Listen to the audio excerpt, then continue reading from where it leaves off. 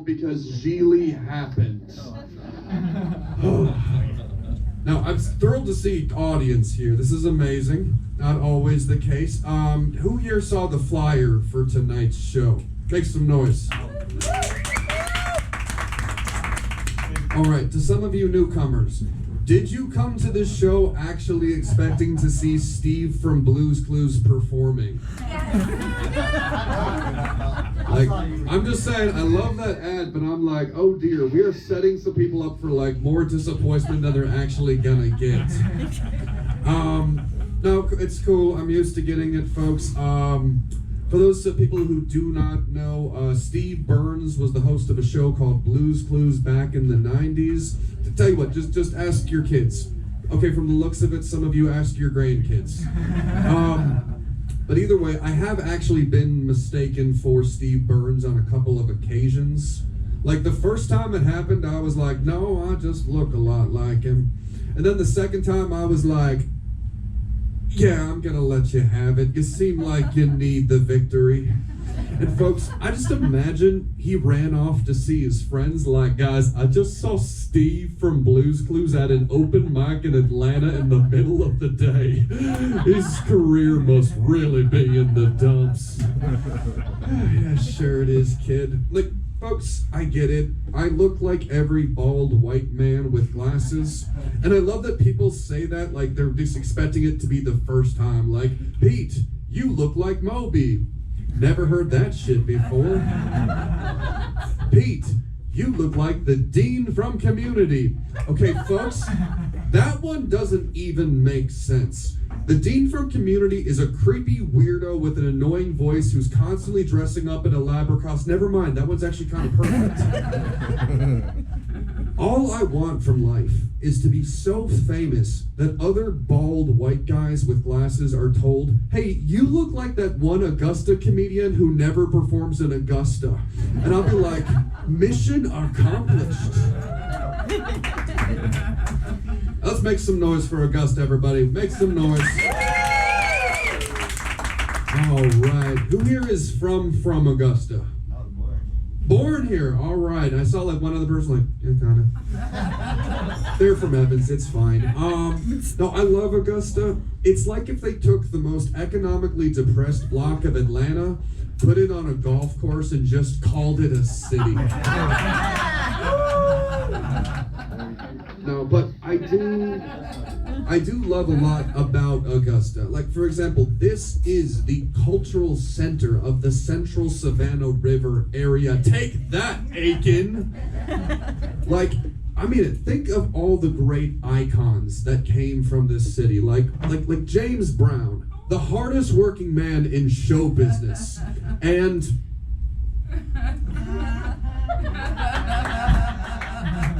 probably other people. I think we have Tasty from Orange is the New Black. That's cool. No, but I do. Thank you. One person. That's the victory of the night. No, but I do love how much this city has embraced its native son, James Brown. Like, for example, did you know that there are 3 signs for the James Brown statue on the same block as the James Brown statue? Augusta, if you wanted people to see the statue, maybe you should have made it taller than 3 feet. Every time I've told that joke here, someone stands up and goes, that was his actual height. And I'm just thinking, wow, what a great excuse to not spend more money on the statue. Like, folks, if you've never seen it, it looks like they took like a lawn gnome that kind of resembled James Brown, spray painted it bronze, and we're like, well, we'll just tell people he was short.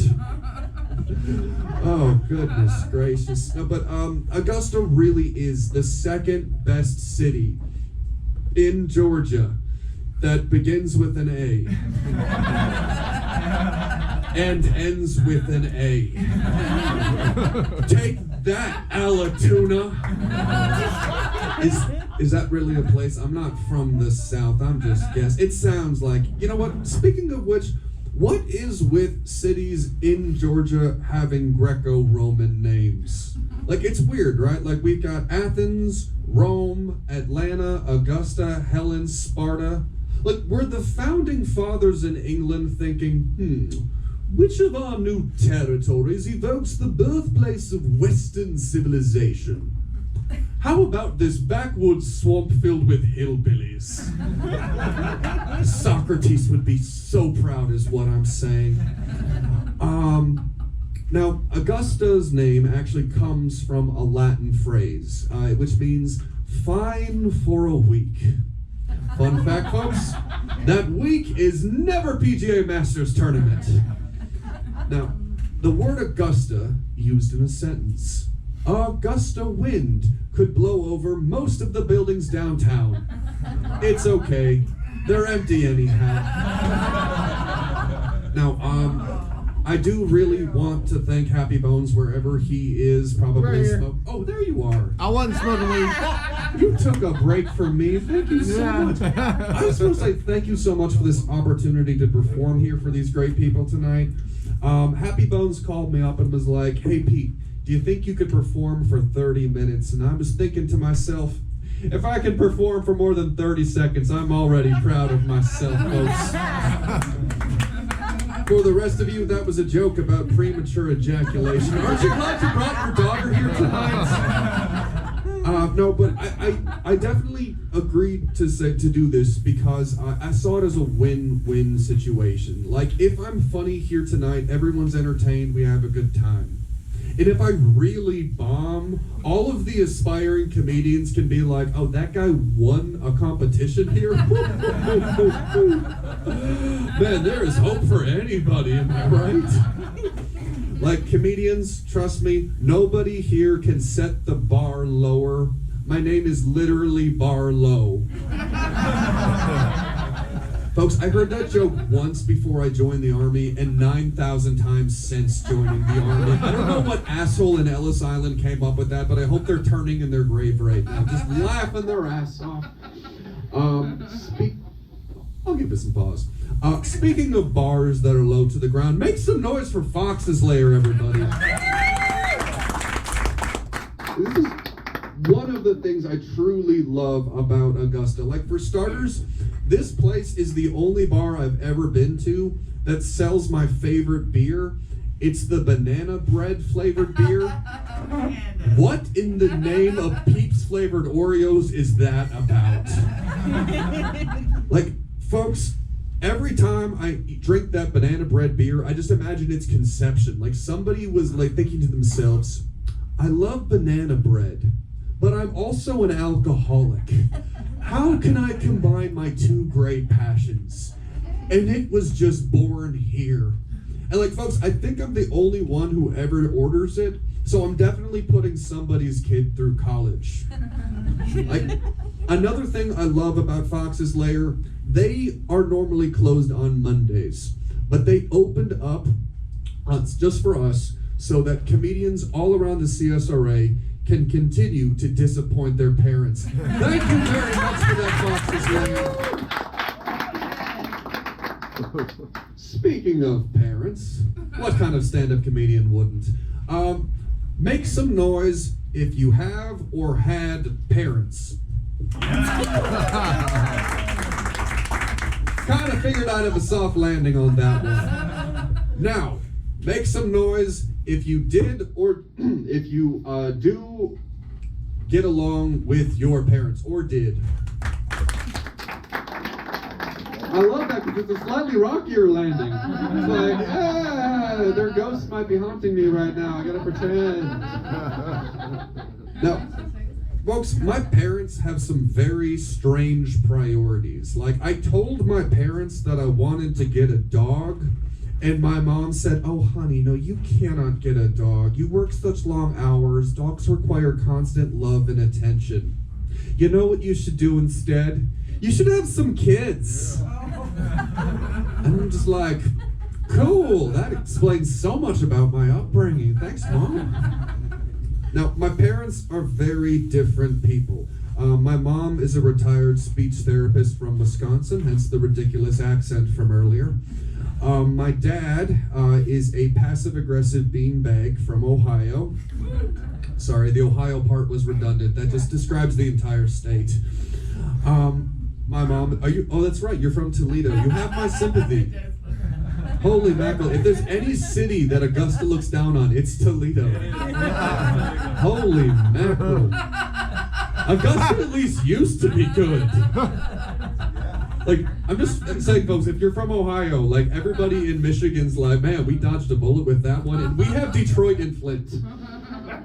All right, but I digress. My mother is very athletic. When she was 60 years old, she ran the Boston Marathon. That's really cool. My father, on the other hand, looks like an albino version of Grimace. You know, the purple triangle monster from McDonald's. Like, I think genetically, I kind of landed somewhere in between those two extremes. It's just like pure mediocrity, like right here. Now, folks, at some point you look at your parents and you start to see them as being human. So every time I see my mom standing next to my dad, I just kind of look at them like, how exactly did this happen? And my mom is always quick to defend my dad. She's always like, well, you'd never guess it to look at your father, but he is a surprisingly good dancer. Folks, I have seen my father dance. He is not. So that is how she told me that my dad is great at sex. Thanks, Mom, for that mental image. Now, who here gets along with their dad? That is so much more muted than parents. I can tell which of you love your moms. I'm just saying. Who here gets along with their parents? Yay! Who here gets along with their dads? I called him on Father's Day. That's cool. I love my dad with all of my heart. That being said, when I was in school and I read the story of Oedipus, I got to the part when he kills his dad, and I'm like, I'm not saying he's right, but I understand. I told that joke to my dad once, and he was like, no, it's okay, son. I was just watching a documentary about Marvin Gaye. And when I got to the end of the movie, I'm like, not saying his dad was right, but I understand. Folks, that's the darkest joke I have ever written. It's so wonderful to find the line. I have a joke about killing my dad and him killing me. It's wonderful. My dad and I get along great. You all know the story of Oedipus, right?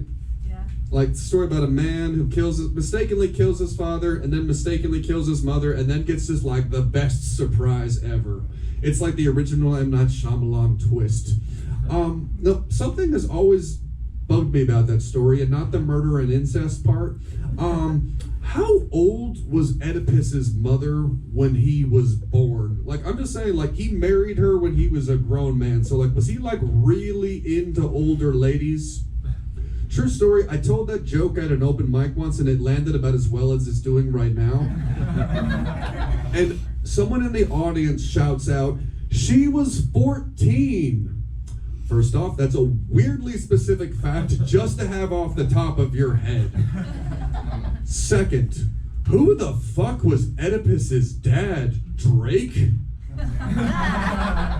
Okay, we've got some older people in the crowd. Let me try that joke again. Who the fuck was Oedipus's dad? Jerry Lee Lewis? Was that closer to home? Okay, good. You got the reference. Fantastic. Either way, I think we can all agree that Oedipus's mother was like the original MILF. There we go, I got one dang. Like, I'm just saying, when Oedipus like came back from battle after killing his dad and he saw her and was like, damn, that's a mom I'd like to fuck, I imagine she was kind of thinking like, more than you realize, son, more than you realize. Hey, speaking of regrettable acronyms, can we all agree that there's a few out there that we need to retire? For example, at work, we have stopped using the acronym VIP, or Very Important Person, because it is considered exclusionary. So instead, we have started calling them, and this is true, high interest visitors. That's right, folks. We abandoned VIP and caught HIV. But wait, it gets better. My position at work is that I am the aide to a colonel. So an actual email that was sent out said, "Aides, we need you to get the HIV." That's right, AIDS were running rampant throughout the whole unit because we had HIV present that day. Folks, this is why you always need a second set of eyes on every first draft. And speaking of drafts, make sure that you order some drinks, tip your bartenders. My name's Pete, that's been my set. Thank you very much.